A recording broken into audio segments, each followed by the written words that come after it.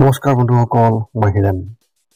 আজি আপোনালোকক এই ভিডিঅ'টোৰ জৰিয়তে আগবঢ়াইছোঁ যে আপোনালোকৰ এই 2025 বৰ্ষৰ এই মাহটোত মীন ৰাশিৰ ব্যক্তিসকলে কেনেধৰণৰ ফলাফল লাভ কৰিব তাৰে সম্পূৰ্ণ তথ্য আপোনালোকক এই ভিডিঅ'টোৰ জৰিয়তে আগবঢ়াইছোঁ, যাতে আপোনালোকৰ সঠিক তথ্য লাভ কৰিব পাৰে। প্ৰথমে মোৰ এই চেনেলটো আপোনালোকে ছাবস্ক্ৰাইব কৰি থ'ব, যাতে মোৰ পিছৰ ভিডিঅ'বিলাক আপোনালোকে সহজে লাভ কৰিব পাৰে। লগতে মোৰ ভিডিঅ' যদি ভাল লাগে তেন্তে লাইক আৰু শ্বেয়াৰ কৰিব, কমেণ্ট কৰি আপোনালোকৰ মনোভাৱ প্ৰকাশ কৰিব। এতিয়া আহোঁ মূল বিষয়লৈ। আজি আমি জানিম এই 2025 বৰ্ষৰ এই মাহটোত সম্পূৰ্ণ ৰাশিফলৰ বৰ্ণন। আমাৰ সকলোৰে মনত এটা কৌতূহল আছে যে আগন্তুক মাহটো আমাৰ বাবে কেনেকুৱা হ'ব। বহু ধৰণৰ প্ৰশ্ন আমাৰ মনত উদয় হয়, যেনে ব্যৱসায় বা চাকৰিৰ ক্ষেত্ৰত অগ্ৰগতি হ'বনে নহয়, বা কিবা নতুন প্ৰত্যাহ্বানৰ সন্মুখীন হ'বলগীয়া হ'ব নেকি, এনেধৰণৰ বহুতো প্ৰশ্ন। সেয়েহে আপোনালোকক এই ভিডিঅ'টোৰ জৰিয়তে ৰাশি আৰু ৰাশিফলৰ ওপৰত ভিত্তি কৰি ৰাশিফলৰ ওপৰত বিভিন্ন গ্ৰহ আৰু নক্ষত্ৰমণ্ডলৰ প্ৰভাৱ আৰু গতিবিধিৰ বিষয়ে অধ্যয়ন কৰিছোঁ। এই কথা মনত ৰাখি আমি আপোনালোকক এই 2025 বৰ্ষৰ এই মাহটোত ৰাশিফলৰ মতে সঠিক মূল্যায়ন কৰিছোঁ, যাতে আপোনালোকে সেই অনুসৰি প্ৰস্তুতি চলাব পাৰে। আপোনালোকে এই ভিডিঅ'ত আপোনালোকৰ পৰিয়াল, আৰ্থিক, কেৰিয়াৰ, শিক্ষা, প্ৰেম আৰু স্বাস্থ্যৰ লগতে আৰু বিভিন্ন তথ্য আপোনালোকে এই ভিডিঅ'ত লাভ কৰিব। ইয়াৰ দ্বাৰা আপুনি জানিব পাৰিব যে আপোনাৰ ৰাশিফলৰ অনুসৰি কি কি প্ৰস্তুতি চলাব লাগিব। গতিকে আপোনাৰ ৰাশিফল অনুসৰি প্ৰস্তুতি চলাওক। অৱশ্যে আপোনালোকক এইটো জনা উচিত যে এই ভিডিঅ'টোত দিয়া যি তথ্য, এই তথ্য কোনো ব্যক্তি হিচাপে নহয়, ৰাশিফলৰ ওপৰত হোৱা যি প্ৰভাৱ, সেই প্ৰভাৱৰ বিবেচনা অনুসৰিহে এই ভিডিঅ'ত উল্লেখ কৰা হৈছে এই সকলোবোৰ তথ্য। গতিকে এনেদৰে আপুনি আপোনাৰ জীৱনত ঘটিব পৰা সকলো কথাৰ তথ্য লাভ কৰক। গতিকে কোনো পলম নকৰাকৈ এতিয়া আমি এই 2025 বৰ্ষৰ এই মাহটোত যি ৰাশিফলৰ বৰ্ণন, সেই ৰাশিফলৰ বৰ্ণন আপোনালোকক আগবঢ়াবলৈ আগবাঢ়িছোঁ। সৰ্বপ্ৰথম পাৰিবাৰিক জীৱনৰ ক্ষেত্ৰত এনেধৰণৰ। এই মাহত আপোনাৰ পৰিয়ালৰ কথাবোৰ সুকলমে হোৱাৰ সম্ভাৱনা নাই।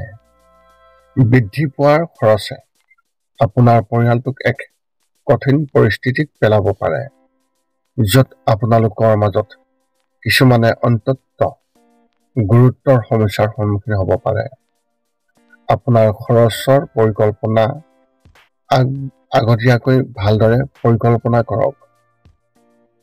আপোনাৰ পৰিয়ালৰ মহিলা সদস্যসকলৰ সৈতে বা পুৰুষ সদস্যসকলৰ সৈতে আপোনাৰ সম্পৰ্ক গুৰুতৰভাৱে টান হোৱাৰ সম্ভাৱনা আছে।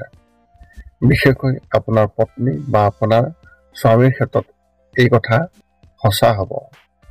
এনে পৰিস্থিতিত আপুনি কৌশলী আচৰণ কৰিব আৰু অশান্ত স্থানলৈ যোৱাৰ ক্ষেত্ৰত দক্ষ হ'ব লাগিব। শিশুৱে আপোনাৰ বোজা লঘু কৰিবলৈ একোৱেই নকৰিব আৰু তেওঁলোকৰ কাৰ্যকলাপ তীক্ষ্ণভাৱে নিৰীক্ষণ কৰিব লাগিব। শিক্ষা আৰু কেৰিয়াৰ ক্ষেত্ৰত এনেধৰণৰ। এই মাহত কাৰিকৰী ছাত্ৰ ছাত্ৰীসকলে নিজৰ পাঠ্যপুথিৰ প্ৰতি অতিৰিক্ত মনোযোগ দিব লাগিব। যদিও কাৰ্যত তেওঁলোকৰ প্ৰদৰ্শন ঠিকেই থাকিব, সূক্ষ্ম কলাৰ ছাত্ৰ ছাত্ৰীসকলে নিজৰ স্থান অক্ষুণ্ণ ৰাখিবলৈ সংগ্ৰাম কৰিব লাগিব। বাস্তৱত আপোনালোকৰ বেছিভাগেই নিজৰ লক্ষ্যত উপনীত হ'বলৈ সংগ্ৰাম কৰিব লাগিব। প্ৰতিযোগিতামূলক পৰীক্ষাত অৱতীৰ্ণ হোৱাসকলে অতিৰিক্ত প্ৰশিক্ষণ ল'ব লাগিব, কিয়নো ইয়াৰ দ্বাৰা তেওঁলোকৰ সফলতা নিৰ্ণয় কৰিব পাৰি। ব্যৱসায় আৰু চাকৰিৰ ক্ষেত্ৰত এনেধৰণৰ।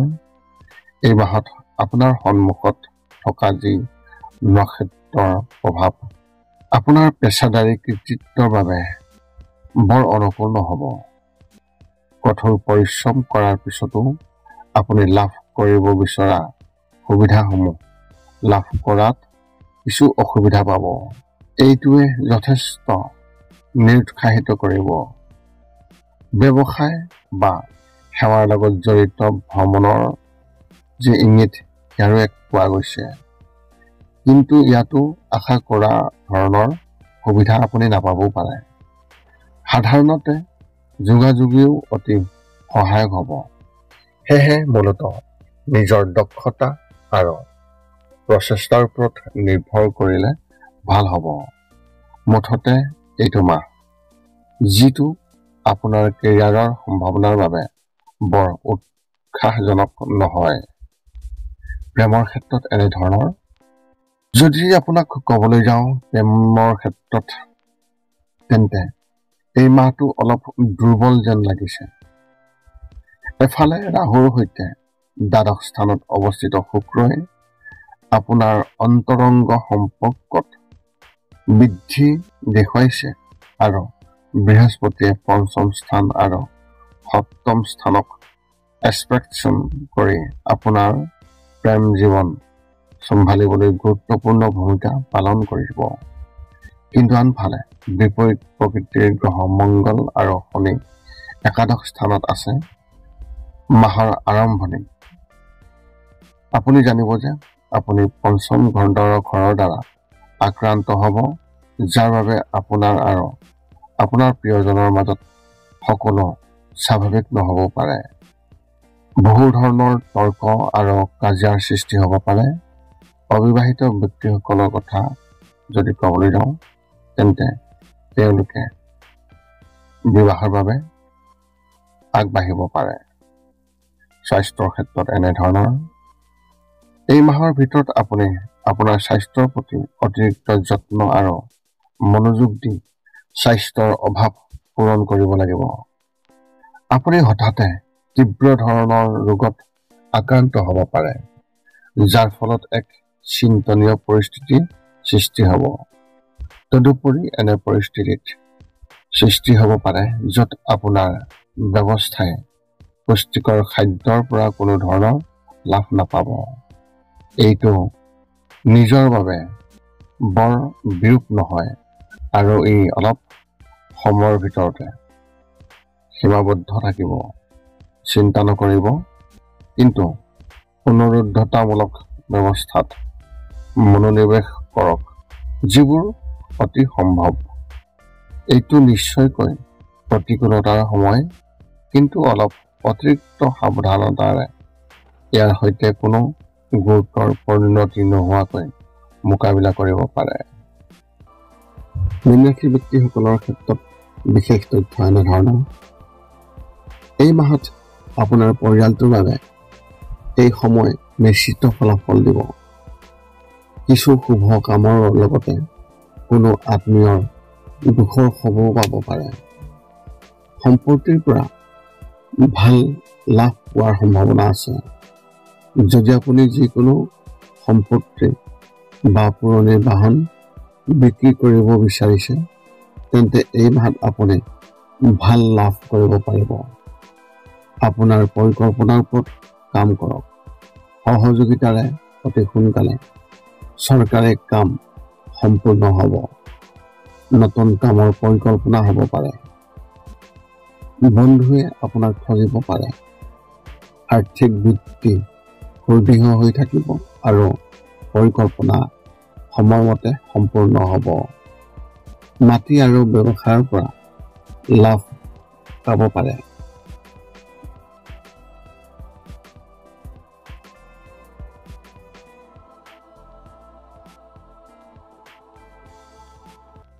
এতিয়া আপুনি সকলো তথ্য লাভ কৰাৰ পিছত এই 5টা কাম কৰিবলৈ আপুনি যিমান পাৰি চেষ্টা কৰক। সৰ্বপ্ৰথমটো হৈছে আপুনি আপোনাৰ শৰীৰটো সুস্থ কৰি ৰাখিবলৈ দৈনিক যোগাসন কৰক, য'ত মূলতঃ 10 মিনিটৰ বাবে ওমকাৰ মন্ত্ৰ, 10 মিনিটৰ বাবে কপালভাতি আৰু 10 মিনিটৰ বাবে অনুলোম বিলোম। ইয়াৰ লগে লগে আপোনাৰ শাৰীৰিক আৰু মানসিক স্বাস্থ্য একেবাৰে নিখুঁত হৈ থাকিব। 2 নম্বৰটো হৈছে ৰাতি শোৱাৰ আগতে নিস্তব্ধ আৰু নিৰ্জন ঠাইত 10 পৰা 20 মিনিট ধ্যান কৰিব লাগে। ইয়াৰ দ্বাৰা 2টা উপকাৰ পোৱা যায়। এটা হ'ল আপুনি ভাল টোপনি পাব আৰু দ্বিতীয়টো হৈছে পিছদিনা আপুনি সতেজ অনুভৱ কৰিব। ধ্যান কৰি থাকোঁতে মধ্যমীয়া শব্দৰ শান্ত সংগীতো আপুনি শুনিব পাৰে। 3 নম্বৰতে হৈছে প্ৰতি মঙ্গলবাৰে পুৱা নিশ্চয় হনুমান চালিচা পাঠ কৰক আৰু হনুমান মন্দিৰ দৰ্শন কৰক, নতুবা আপুনি বিষ্ণু মন্দিৰ দৰ্শন কৰক। ইয়াৰ দ্বাৰা আপোনাৰ আৰু আপোনাৰ পৰিয়ালৰ যিকোনো সদস্যৰ সংকট দূৰ হ'ব আৰু সদায় সুখ আৰু শান্তি থাকিব। 4 নম্বৰটো হৈছে ঘৰৰ বাহিৰত গৰু আৰু কুকুৰক প্ৰতিদিনে আপুনি পাৰিলে খাদ্য খুৱাব লাগে। খাদ্য খোৱাওক আৰু যদি পাৰে চৰাই চিৰিকটি আদিকো খাদ্য আৰু পানীৰ যোগান ধৰক। এই পৃথিৱীখন যিমান আমাৰ সিমানেই সিহঁতৰো। নিতৌ ইহঁতক খুৱাই আমি তেওঁলোকৰ পৰা এক আশীৰ্বাদ লাভ কৰিব পাৰোঁ আৰু আমাৰ ওপৰত থকা গ্ৰহবোৰৰ কুপ্ৰভাৱ দূৰ হ'ব। সদশেষত 5 নম্বৰটো হৈছে আপুনি পাৰিলে মাজে মাজে চৌপাশৰ দুখীয়া ব্যক্তিসকলক আপুনি পাৰিলে সহায় কৰক আৰু ভোকাতুৰ ব্যক্তিসকলক আপুনি পাৰিলে খুৱাবলৈ চেষ্টা কৰক। যদি আপোনাৰ মনত এতিয়াও জ্যোতিষ সম্বন্ধীয় কিবা প্ৰশ্ন আছে তেন্তে আপুনি আমাক সেই প্ৰশ্ন এই ভিডিঅ'ৰ তলত কমেণ্ট কৰি অৱগত কৰক আৰু আমি সেই প্ৰশ্নৰ উত্তৰ দিবলৈ আমি সকলো সময়তে সাজু আছোঁ। এই আছিল এই 2025 বৰ্ষৰ আগষ্ট মাহটোত লাভ কৰিবলগীয়া মীন ৰাশি ব্যক্তিসকলৰ সম্পূৰ্ণ ফলাফলৰ বৰ্ণন। যদি মোৰ ভিডিঅ'টো ভাল লাগিল তেন্তে লাইক শ্বেয়াৰ কমেণ্ট কৰিব আৰু চেনেলটো ছাবস্ক্ৰাইব কৰি থ'ব, যাতে পুনৰ অন্য এটা ভিডিঅ'ৰ জৰিয়তে আপোনালোকৰ লগত সম্পৰ্ক ৰাখিব পাৰোঁ। পুনৰ লগ পাম অন্য এটা ভিডিঅ'ত। আজিলৈ ধন্যবাদ।